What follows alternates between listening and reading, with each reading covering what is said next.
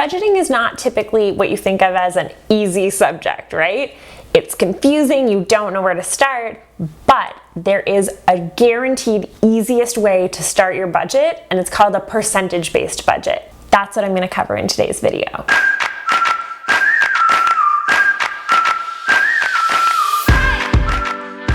Hi, I'm Desiree, but you can call me Des.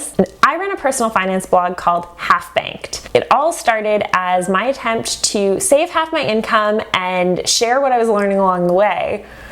Let's just be real, it didn't last long. These days I take a much more balanced approach to my finances, and that includes sharing how you can do the same. If you want to be great with money and still have a life and your lattes, hit that subscribe button to make sure that you don't miss a video. Today we're talking percentage-based budgeting, and that sounds really complicated, but it's actually the easiest type of budgeting that you can do, especially if you've never budgeted before. The reason why is simple. All you need to know to build a percentage-based budget is your income. And I'm pretty sure that of all the numbers in your financial life, you know at least approximately how much money hits your bank account every month. To use your income to build a percentage-based budget, it's pretty simple. You can either multiply that income number by the recommended percentages, or you can download a calculator, like one that I'm gonna link in the description called the 1 Minute Budget, that calculates it for you. I'm sure you've heard things like you shouldn't spend more than 30% of your income on housing or rent, or you should definitely save 10% of your income for retirement. But where do those numbers come from? Personal finance experts typically throw out those percentages because they're grounded in facts. They're grounded in what you'd need to do to make a balanced budget that accounts for everything that you need to cover. So if you're just starting out, it's a really helpful way to look at all of the different things that you might not think about right away and how they can fit into your monthly money. For example, let's say you're just starting out in your career and you need to figure out how much is actually affordable to spend on rent. If you use a percentage-based budgeting calculator, it'll tell you, if you're making this much money, this is what you should aim to spend on rent. You might need to go over that,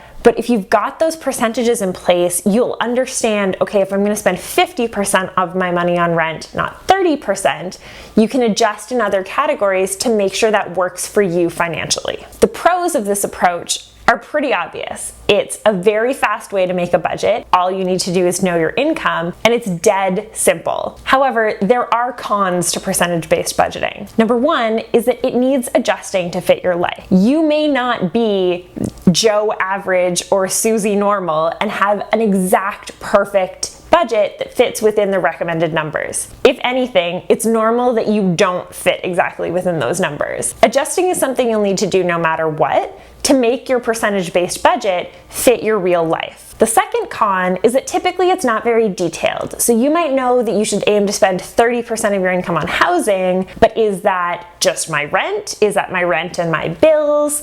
Is that my mortgage and my property tax and all of the associated costs of home ownership? There are details that you need to layer on top of those percentages to really get a view of where your money is going every month. The third con is if you live in a really expensive city and housing is very expensive, it's likely that the recommended numbers are going to feel unrealistic to you, if not downright laughable. If you're living in San Francisco or Toronto or Vancouver, you'll look at the 30% that you are recommended to spend on housing and just, have a good giggle to yourself and move on. But you can make it work for you.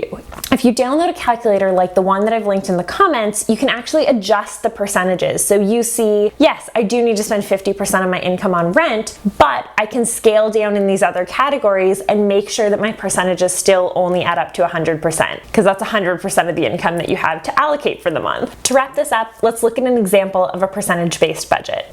You're gonna wanna spend about 30% of your income on housing, 10% of your income on food, 15% on transportation, another 10% on fun and life, whatever that looks like for you, 20% on savings, and 15% on debt reduction. Altogether, those percentages add up to 100%. But as I mentioned, they're flexible. So if you need to spend more on housing or transportation or even fun and life, that's totally fine. Let's say you only spend 5% on transportation, you can easily use that extra 10% to allocate elsewhere in your budget. And that's it.